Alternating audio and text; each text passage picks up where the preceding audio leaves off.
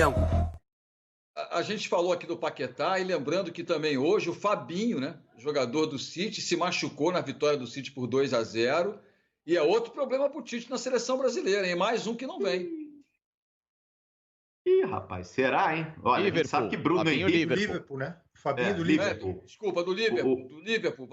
O Facincani me corrigiu aqui. Do Liverpool, 2-0. Um dos gols do Salah, inclusive de pênalti no finalzinho do jogo. O Gerson caberia no lugar do Fabinho. Só por isso eu falei dele. Mas esse é o detalhe, né, Paulo Lima? Eu tô caminhando por essa ótica. O Flamengo já tem convocados Rodrigo Caio e Everton Ribeiro. A gente já sabe que Bruno Henrique e Pedro estão na lista de suplentes.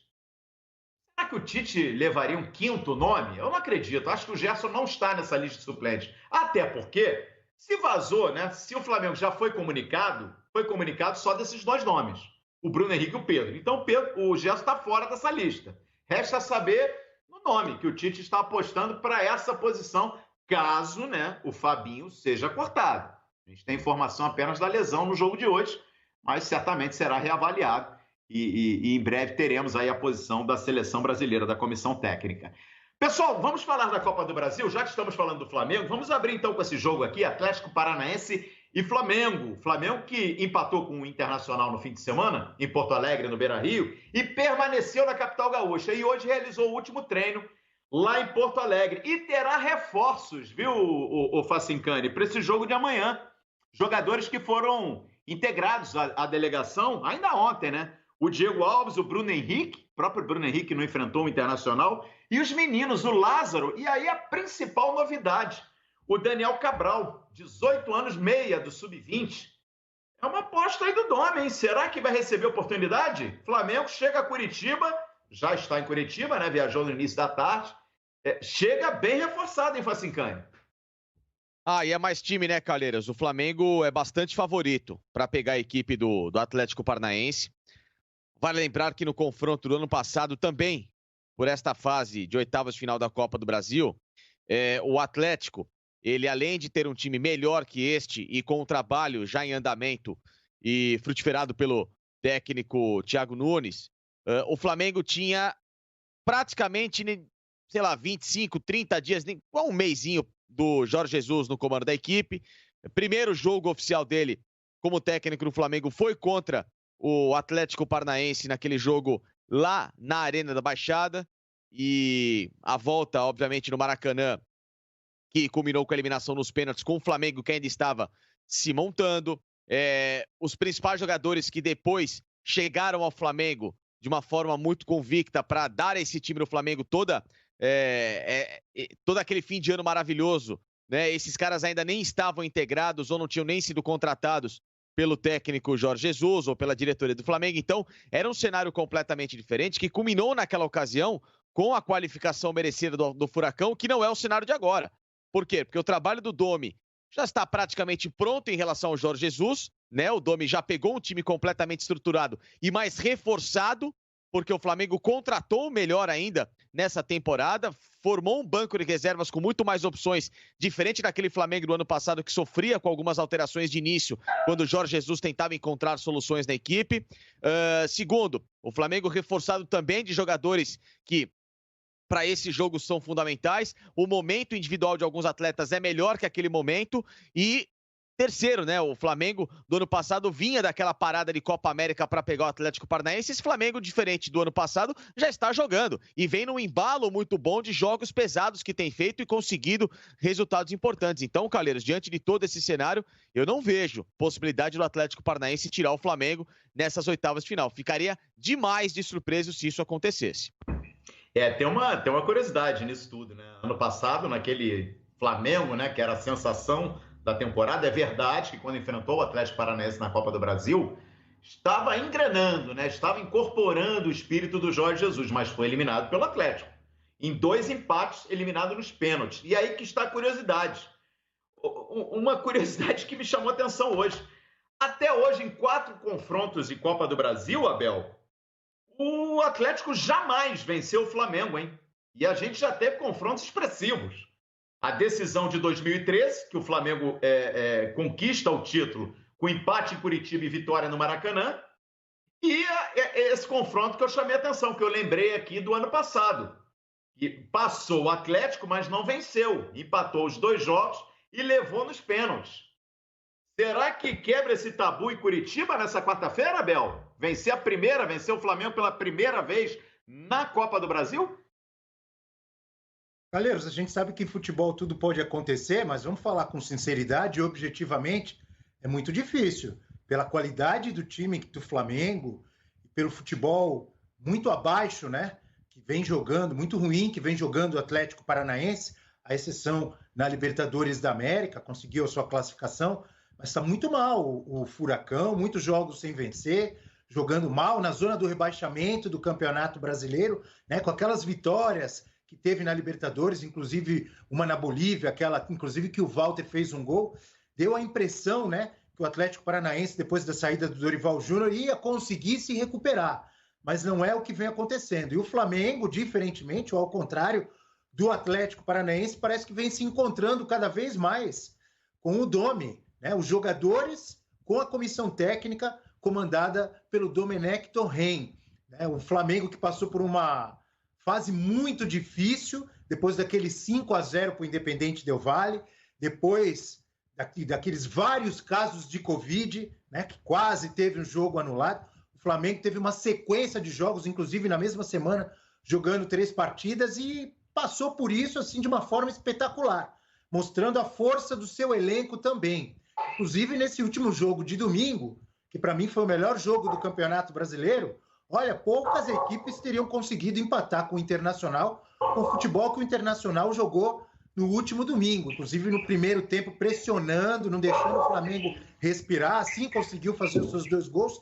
E o Flamengo teve força mental, força na qualidade do seu futebol para ir atrás do resultado. Então, o futebol que está jogando Pedro, Everton Pedro, Diego Alves ou Hugo, olha, partidas do Atlético Paranaense eliminar o Flamengo, para mim seria uma grande zebra, não pelo tamanho do clube, de estrutura, da camisa do Furacão, que vem crescendo nos últimos anos, conquistando títulos, mas pela qualidade dos 2 times atualmente. O Flamengo tem tudo para vencer as 2 partidas, na minha opinião. E o Flamengo fora de campo, também vive uma tranquilidade maior, né? O Flamengo que tem desfalques importantes para o jogo de amanhã, o Diego Ribas lesionado, o Arrascaeta, o Rodrigo Caio segue fora e o Gabigol já há algum tempo se recuperando aí também de um problema no tornozelo. Mas fora de campo, nos bastidores, tá tudo tranquilo no Flamengo, né? O Flamengo rearrumou a sua casa depois daquela turbulênciazinha no início do trabalho do Domenech, tá tudo caminhando até para o Flamengo seguir favorito, diria que nas 3 competições. Se alguém não concordar comigo, pode discordar à vontade, mas Flamengo hoje para mim é candidato ao título na Copa do Brasil, favorito no Brasileiro e favorito na Libertadores. E o Atlético vem num processo de reformulação do seu corpo, da sua estrutura diretiva no futebol, né? A chegada do Paulo Autuori, a contratação do auxiliar técnico que trabalhou com o Gesualdo Ferreira no Santos, enfim, a demissão recente do Eduardo Barros, que não fica nem na comissão técnica, como vinha trabalhando como auxiliar técnico, saiu o Eduardo Barros e toda a comissão técnica, Rogério Corrêa, cara campeão brasileiro em 2001, que trabalhava como auxiliar, também saiu, e hoje o Paulo André, né? Diretor de futebol do Atlético, no clube desde 2017, também pegou o boné e saiu, Quartarolo. Quer dizer, o Atlético tem problemas sérios nos bastidores e em campo, né? Já que vive situação delicada no Campeonato Brasileiro e vai apostar as fichas aí na Copa do Brasil. Então, se você analisar, uma das principais decepções, vamos colocar assim, dessa temporada no futebol brasileiro é o Atlético Paranaense. E eu explico por quê. Primeiro que está se desintegrando, inclusive, diretoria, comissão técnica. Aí o Paulo Autuori não sabe o que quer da vida, hora quer ser diretor, hora quer ser técnico, está acumulando funções. Todo mundo que sai no Atlético, o Paulo Autuori vai acumulando funções. Ele vai ganhar 100 milhões só de acúmulo de função, não é possível. E ele tem que decidir o que ele quer da vida. Agora, por que eu digo que é uma decepção? Porque ele teve 2 anos maravilhosos, tanto é que foi campeão da Copa do Brasil, em 2019 foi campeão, 2018 foi campeão da Copa Sul-Americana, o ano passado foi campeão da Copa do Brasil, E é um time que tem uma estrutura muito grande. O CT do Caju é maravilhoso, é realmente nível europeu. Ou seja, ele tem toda uma base, ele revela jogadores, ele tem uma organização para seguir em frente, estava num bom caminho. Aí eu pensei assim comigo, bom, esse time foi campeão da Sul-Americana, pegou um dinheiro legal, foi campeão da Copa do Brasil, que deu um dinheirão, principalmente e proporcionalmente ao que é o Atlético Paranaense. E esse time começou a vender jogador. Ele não, porque renovar é uma coisa, agora se livrar de jogadores, se livrar de treinadores e não ter metas, ou pelo menos não ter norte nenhum para seguir, e ele foi se apequenando, está definhando novamente o Atlético. O Atlético perdeu a chance de entrar aí pelo menos entre os 10, 12 melhores times do país. Era um time que no começo do ano a gente falava, olha, o Atlético vai brigar lá em cima, entre o G4, o G6, vai brigar por Libertadores. Aí, na Libertadores até que foi bem, ok. Mas se você analisar o que está acontecendo com o Atlético Paranaense, ele está se desintegrando, não dá para entender. E é um time, dizem que o Petralha manda em tudo lá, que tem 2 artigos, né? Primeiro, se você não concordar com o Petralha, você está fora. E o segundo, justamente, se refere ao primeiro.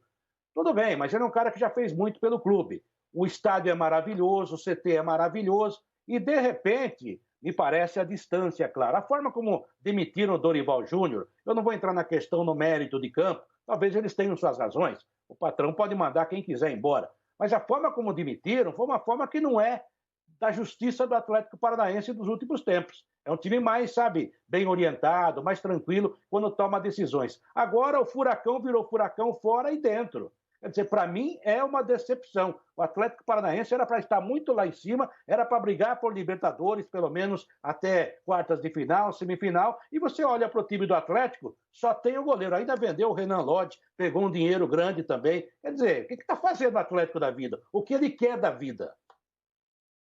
O Paulo André, na saída, ele destacou os problemas, né, do Atlético Paranaense na virada da temporada 19 para 20. Primeiro, a perda de 10 atletas que estavam em final de contrato, né, contratos de empréstimos. Nem todos conseguiram permanecer, ou melhor, nem todos o Atlético conseguiu, né, manter no elenco. E fora os outros que saíram, né? O próprio Léo Pereira, que foi para o Flamengo, o próprio Rony, que vai para o Palmeiras, jogadores importantes que estiveram naquela campanha brilhante na Copa Sul-Americana e depois também na Copa do Brasil e acabaram não permanecendo, e a redução no orçamento, né? Muito em função, o Atlético não é diferente de nenhum outro clube, impactado aí pelos problemas, né, da pandemia do coronavírus, né? Enfim, quem é que chamou? Foi você, Paulo Lima? Não, fui eu. Foi você, Abel? Fala aí. Não, fui eu só para completar rapidinho, porque a gente falou da sorte, né, do Palmeiras, de pegar o time que estava todo mundo torcendo para pegar, porque na teoria é o mais frágil. O Atlético Paranaense, por outro lado, pegou pedreiraça na Copa do Brasil, o Flamengo, e pegou pedreiraça também na Libertadores, o River Plate. Quer dizer, num momento em que está na zona do rebaixamento do Campeonato Brasileiro. É complicadíssimo. É muito complicado. E para esse jogo de amanhã contra o Flamengo, olha aqui, ó, o Jorginho e o Renato Kaiser, principalmente, que vem se firmando, né, Paulo Lima, nesse ataque do Furacão, eles não podem jogar a Copa do Brasil, porque eles já defenderam o Atlético Goianiense, né? E além deles, o Pedro Henrique, que contra o Grêmio no fim de semana, deixou o campo sentindo dores musculares, ainda está sendo aí avaliado para saber se terá condições de jogo. Quer dizer, dentro de campo, o Atlético também tem problemas. Você vê alguma possibilidade do Atlético? Na nossa enquete seria medido, né? A gente colocar o Atlético como zebra. Até porque o Atlético é o atual campeão da Copa do Brasil. Então, eliminar o Flamengo não seria zebra, na minha opinião. Mas você vê possibilidades do Atlético eliminar o Flamengo, que, repito, para mim, PL, é favorito nas 3 competições. Olha, Calheiros, indiscutivelmente o Flamengo voltou a andar no ritmo do trem-bala, né? Ali naquele iniciozinho estava aparecendo aquela Maria Fumaça lá de Tiradentes, aqui em Minas Gerais, né? Cidade histórica. A de Bento Gonçalves também, que desce para Carlos Barbosa. Então estava ali naquele, né? Aquele... só devagarinho. Agora não, meu camarada. Botou o trem-bala no trilho e foi embora, né? E caminha para isso. Eu tenho falado nos últimos programas que, gente, o Internacional é um time fortíssimo, né? Candidatíssimo. O Flamengo pegou o Inter sem Bruno Henrique, sem Arrascaeta, sem Gabriel Barbosa e deu um calor no Colorado no final. Né? O Inter pressionou na saída de bola e tal, erros crassos de defesa. Não estou aqui defendendo que tem que dar chutão a todo jogo, muito pelo contrário. Mas em alguns momentos, joga para lateral, se livra da bola. O Henrique, o Gustavo, o zagueiro do Flamengo, não viu nem que o Galhardo estava atrás dele. Uma desatenção total. Então, assim, o Flamengo, mesmo contra o Inter todo poderoso, sobrou no segundo tempo. Sobrou. Dizer que a preocupação com o Atlético Paranaense é grande é exagero. Pode dar uma reviravolta? Eu não acredito.